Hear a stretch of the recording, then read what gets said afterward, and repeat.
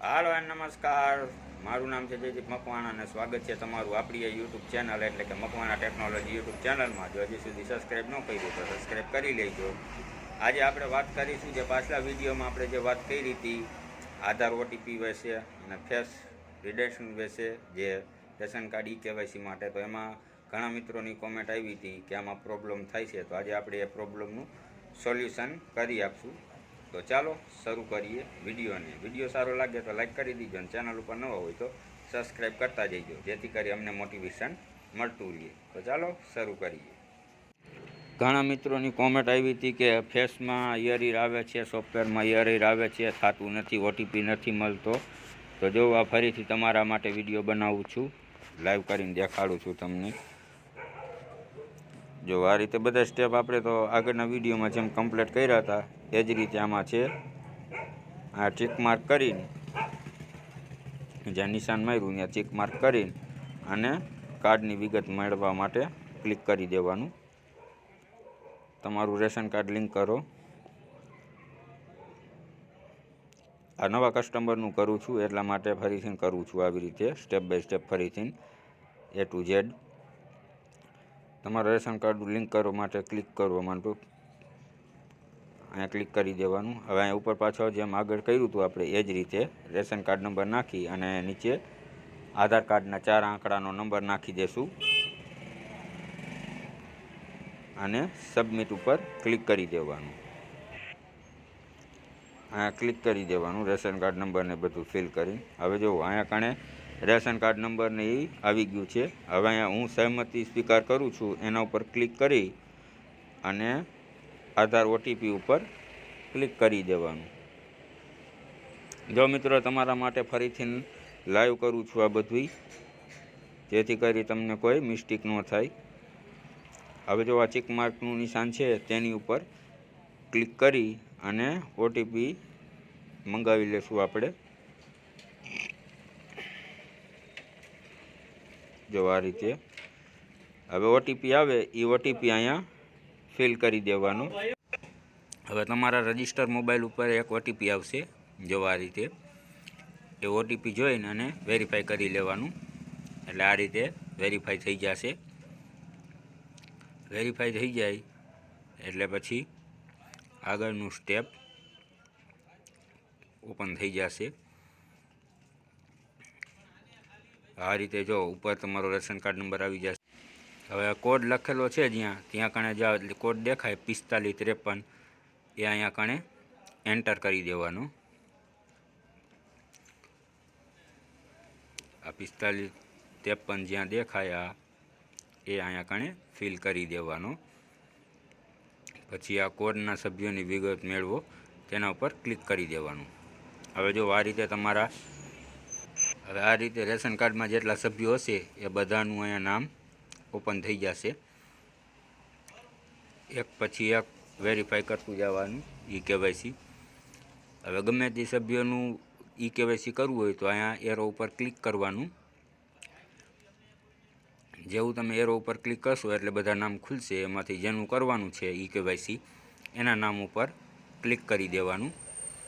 પછી આ સભ્યોના આધાર ઈ-કેવાયસી ઉપર ક્લિક કરી દેવાનું. એટલે નેક્સ્ટ સ્ટેપ ઓપન થઈ જશે. જ્યાં નીચે દેખાય આ કેન્સલ કરવા માટે છે.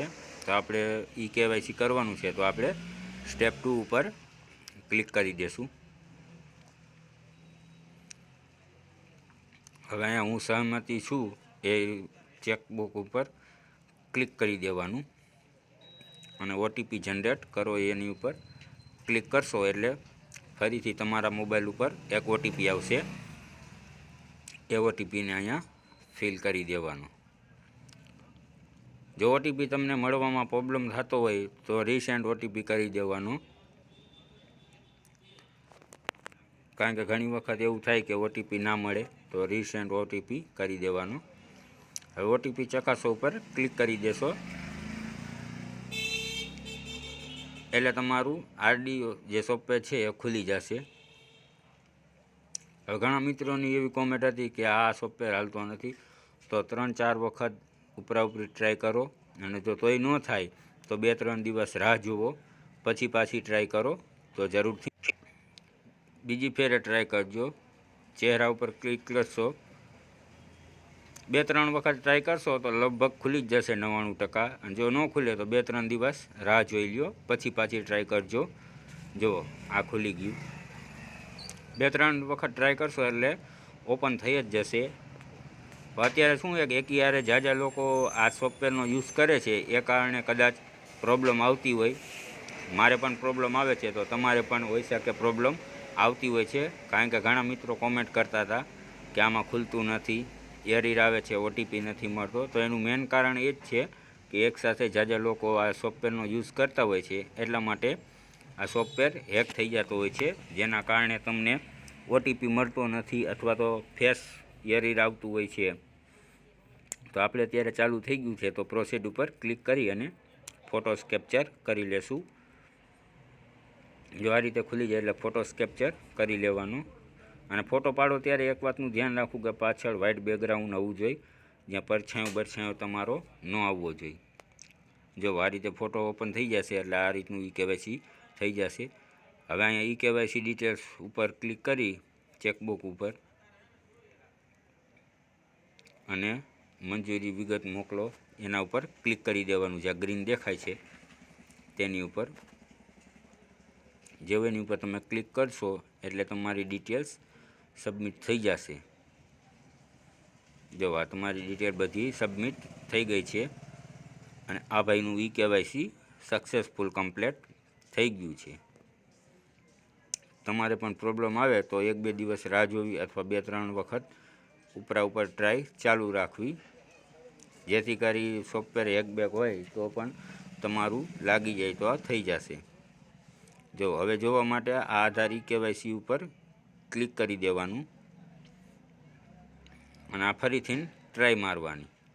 આવી રીતે 1-2 વખત ટ્રાય મારશો એટલે 99.99% તમારું કમ્પ્લીટ થઈ જશે. અને આ જો વિગત જોવા માટે પછી પાછો આ કેપ્ચર તમારે અહીંયા કણે નાખીને અને કાર્ડ સભ્યોની વિગત ઉપર ક્લિક કરી દેવાનું.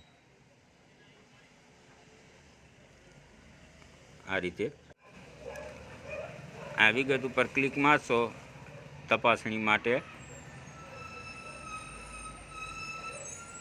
જો અત્યારે આમાં એરર આવે છે મારે ખુદને પણ, તો મારે પણ 1-2 દિવસ રાહ જોવી પડશે.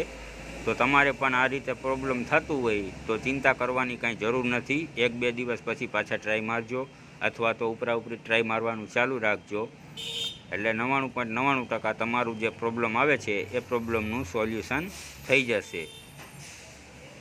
જો મારે અત્યારે રાહ જોઈ હતી, ઉપરી ટ્રાય મારી, તો અત્યારે પાછું આ EKYC તપાસણી ખોલી છીએ આપણે.